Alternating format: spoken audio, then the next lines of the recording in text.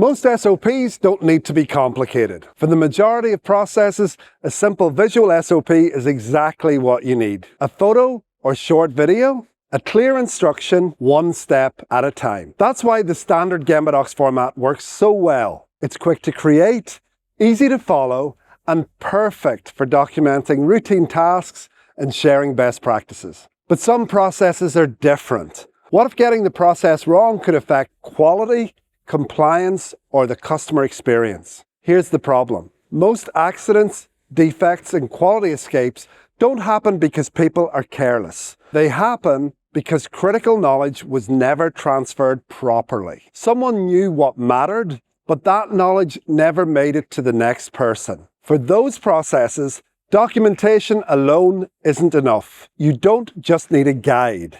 You need a training standard, because the goal isn't simply to show someone what to do, it's to help them understand what matters. That's where the TWI format comes in. TWI helps you capture 3 things: the major steps, the key points, and the reasons why those points matter. Because experienced operators don't just know what to do, they know which details are critical, what can go wrong, and why certain things must be done in a particular way. That's the knowledge we're trying to transfer.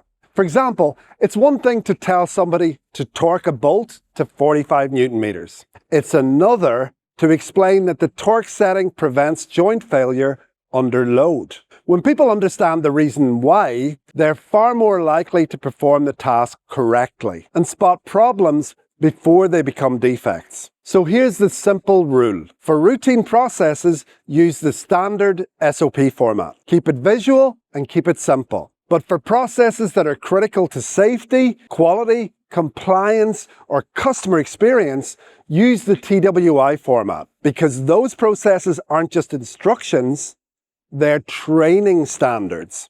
And if you're serious about critical processes, don't stop at training. You need validation.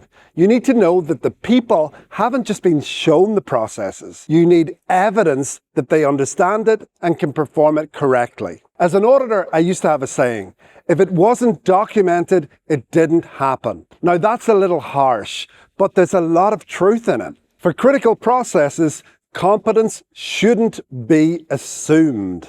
It should be demonstrated, assessed, and recorded. You need to know who's been trained, who's been validated, who's qualified to perform the task, and when retraining is required.